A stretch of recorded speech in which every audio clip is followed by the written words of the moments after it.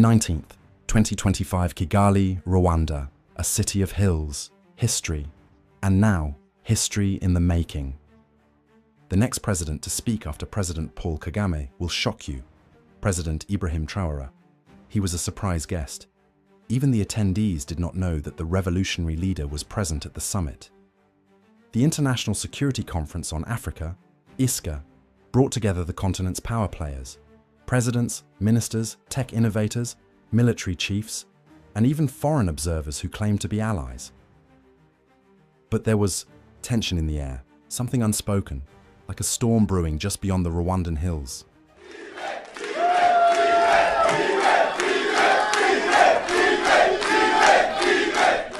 Your Excellency, distinguished guests, ladies and gentlemen, it is my greatest honor to welcome you all to the inaugural International Security Conference on Africa. Karibuni sana.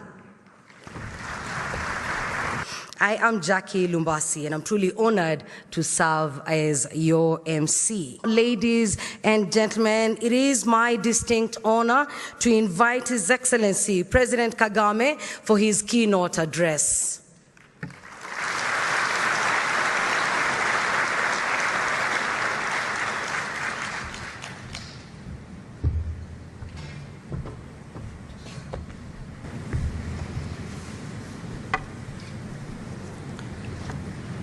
Excellency Musa Faki Mahamat, former chairperson of the African Union Commission, let me start by welcoming you all to Kigali.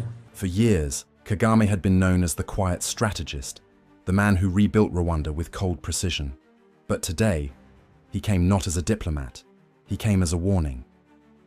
You cannot talk about African security if African soldiers are trained by those who destabilized our borders in the first place. You cannot talk about African peace if our drones, satellites, and cyber networks are controlled from Paris, Brussels, or Washington. What Kagame did next would silence even his fiercest critics and send a message that echoed from Dakar to Dar es Salaam. He pulled back the curtain on a movement already in motion, a movement that would soon bring him face to face with a revolutionary from Burkina Faso, Captain Ibrahim Traoré.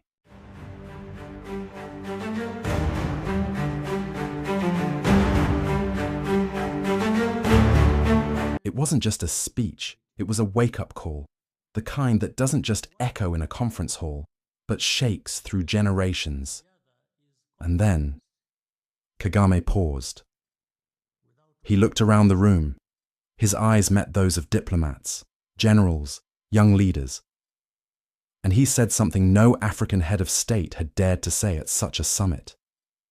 We cannot keep waiting for the African Union to grow a backbone. The threats are here now, and so is our response. For far too long, our security has been treated as a burden to be managed by others, with minimal input from us, and often without the benefit of our context or consent. This approach has failed to deliver both for Africa and for the world. What begins here is more than a conference. It is a deliberate effort to change both the narrative and the substance of how Africa engages with the global security debates.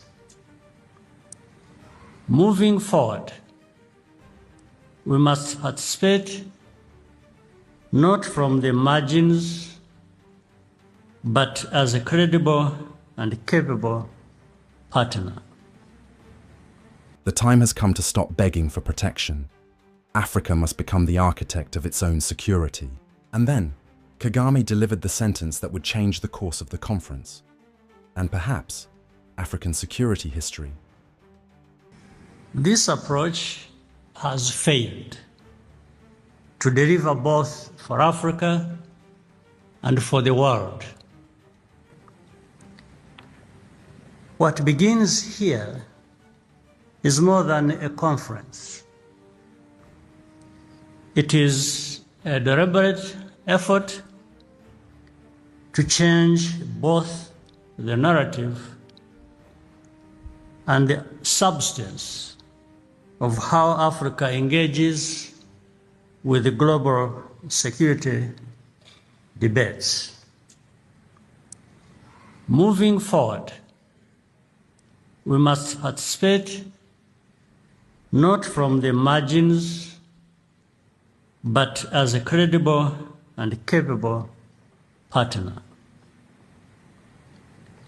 To succeed, I have already begun coordinating with leaders who are ready to act. Some of them are here with us today. At that moment, history was no longer theoretical. Paul Kagame wasn't just preaching Pan-Africanism. He was building it, brick by brick, alliance by alliance.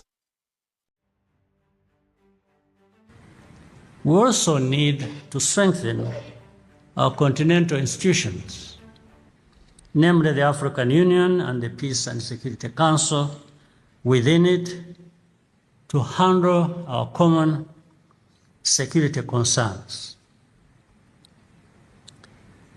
The second pillar is the link between governance and security. When one is weak, the other is compromised. Without both, there can be no trust and no meaningful progress. Security is not just about the absence of threats. Our job as leaders is to create an environment where people can live with dignity, enjoy their rights, and look to the future with hope and confidence. The third pillar is cooperation. Even with the best domestic systems in place,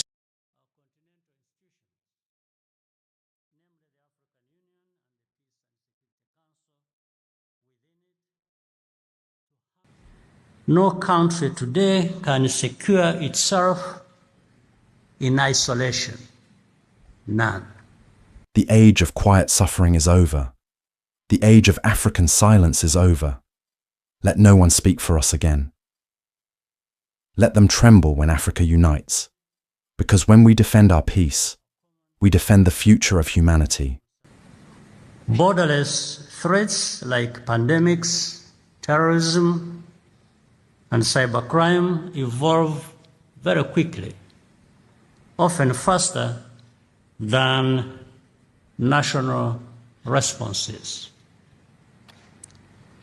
But cooperation must go beyond merely sharing information or joining forces in an ad hoc manner. It must be strategic, intentional, and innovative. The key to overcoming security challenges lies in our ability to produce our own solutions. The exhibition attached to this conference shows what is possible when we invest in ourselves. Where we have capacity, we must scale it up. Where we lack it, this is the time and place to build it. and also corporate. The platform we are launching today must help align political will with technical expertise and national interests with the continental priorities. Let us leave here not just informed, but more resolved to do more and better. I wish you productive deliberations in the days ahead. I thank you. You've been watching Pan-African Hub. If you believe in the rise of Africa, if you feel the fire of sovereignty, then share this story. Like, subscribe, join the journey. Because the lions are walking and history is watching.